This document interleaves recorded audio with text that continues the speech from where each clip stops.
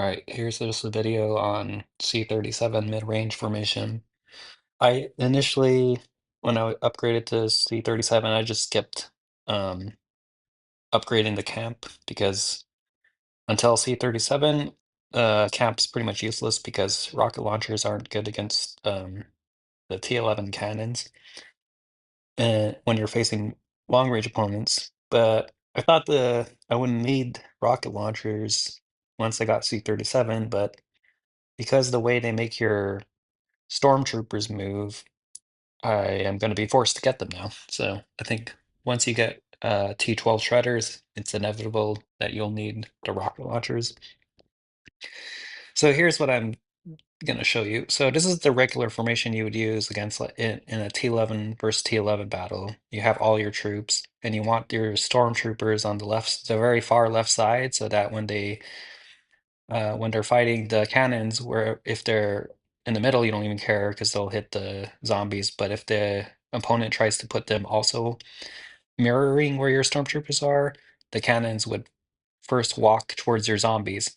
But in this video, you can see I don't stay on the left side because regardless of formations, they tend to drift instead of like attacking their zombies or walking up that way. They'll often walk towards the direction of the shredders, which might either have golems or shredders. So right now the golems are alive, so it goes towards the golems, and then instead of trying to shoot at the zombies, it'll start shooting at the shredders. So that's why, okay, and this person, I just did this kind of as a demonstration because this person has like 3 million more officer power and like obviously a higher warplane because he has those two little things flying around, so he's a live double level purple probably. But what I'll show you here is like I'm kind of forced without rocket launchers to have a formation like this, which only had 105. He only had 105,000 left, so it did like almost 71,000 more kills using this formation I'm about to show you, where I'll have three up front so that my golems can end up popping up there, and then it'll help it waste the well, it should have helped waste it. I don't know why it didn't shoot at the golems. That's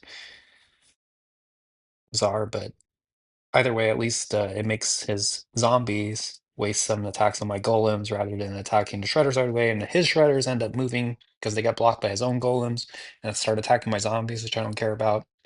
So this is like the best I can do.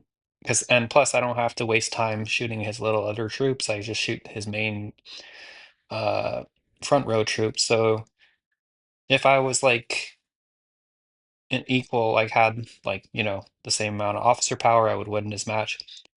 But the thing is, like, with rocket launchers, I won't have this problem, and I could use all 5 because I can pick which side I want the rocket launchers on, and they sit behind the zombies either way, so whenever his cannons move forward, they'll attack the zombies first, unless for some reason the rocket launchers also drift forward. I have yet to test that.